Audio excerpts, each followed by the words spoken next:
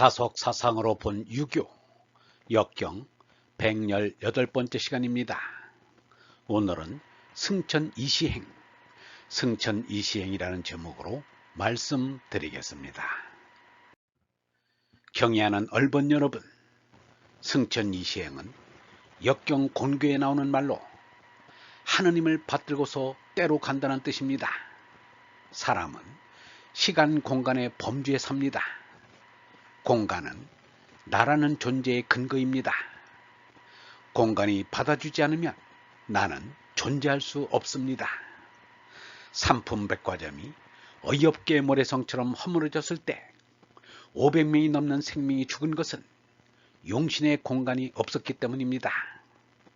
최명석, 유지환, 박승현 세 사람이 기적적으로 살아난 것은 칼전밖에 찰 수 없는 공간이 남아 있었기 때문입니다.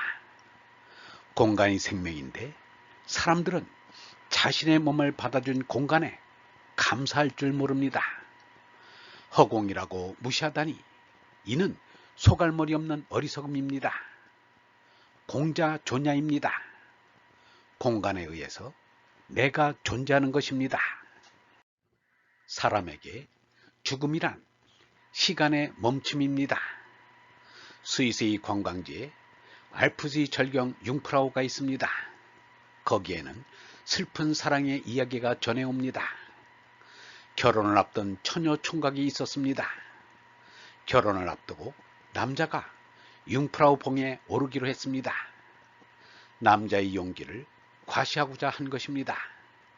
그런데 등산을 간 남자는 돌아오지 않고 기다리던 그 처녀는 할머니가 되었습니다. 어느 날 100년선이 녹는 빙하 끝에서 행방불명이 되었던 그 남자의 시신이 발견되었습니다. 오랫동안 기다렸던 처녀는 이미 할머니가 되었는데 죽은 총각은 새파란 젊은이의 모습 그대로였습니다. 그동안 그 총각은 존재했으나 하느님과의 성령의 교통인 명은 끊어진 것입니다. 그러므로 하느님과 성령의 교통이 없으면 살아있어도 죽은 것입니다.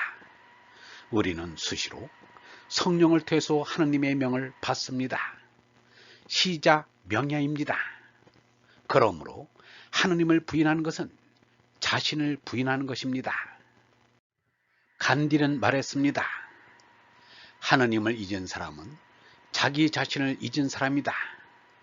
하느님의 존재를 부인하는 사람은 자신의 존재를 부인하는 것이다. 우리는 하느님을 떠나서는 살 수 없고 자나깨나 하느님으로 살아야 합니다. 그것이 승천함입니다. 하느님은 우리가 존재하는 터문, 근거, 때문, 이유인 것입니다. 그러므로 우리는 하느님의 명령인 천명에 따라야 합니다. 때가 멈추라면 멈추고 때가 가라면 간다. 움직이고 가만히 있음에 그 때를 잃지 않으니 그 삶의 길이 빛나리라. 이것이 하느님 안에서 평안과 자유를 누리는 지경입니다. 장행거는 내가 살아서 순명하여 섬기고 내가 죽어서는 평안하리라 라고 했습니다. 이것이 신앙입니다. 유영모는 말했습니다. 하루하루를 지성껏 살면 무상한 인생이 비상한 생명이 된다.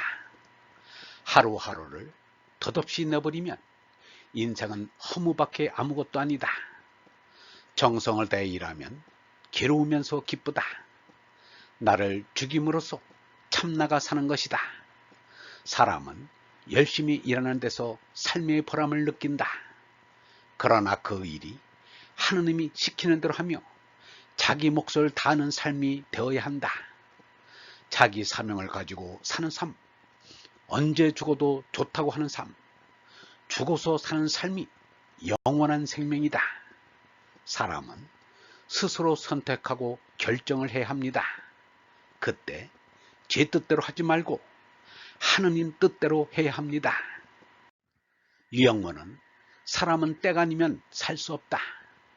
때가 아니면 들려도 들어서는 안 되며 보여도 보아서는 안 된다. 때가 아니면 돌아다니지도 못하는 것이다. 그런데 사람들이 때없이 함부로 지내고 있다. 때라는 것은 반드시 사람에게 있어야 하는 것이고 중요한 것이다. 사람은 때의 임자이다. 사람은 때가 오면 그때는 참고 참았던 것을 생각하여 진리와 의논해야 한다. 자기가 확실한 것을 안 다음에는 부모 형제의 비뚤어진 생각에 구애치 말고 진리신 하느님께 의논해서 사람으로서 살 수 있나를 확실히 안 다음에 몸들 곳을 정해야 한다 라고 말했습니다. 한평생의 살이도 때 맞춰야 삽니다. 배울 때 배우고 생각할 때 생각하고 깨달을 때 깨닫는 것입니다. 더구나 30살에서 50살 사이에는 몸 생명에서 얼 생명으로 거듭나야 합니다. 유영문은 말했습니다. 50살은 쉬는 나이다. 짐승살이를 쉬고 하느님을 생각할 나이다. 천명을 알 때가 된 나이다.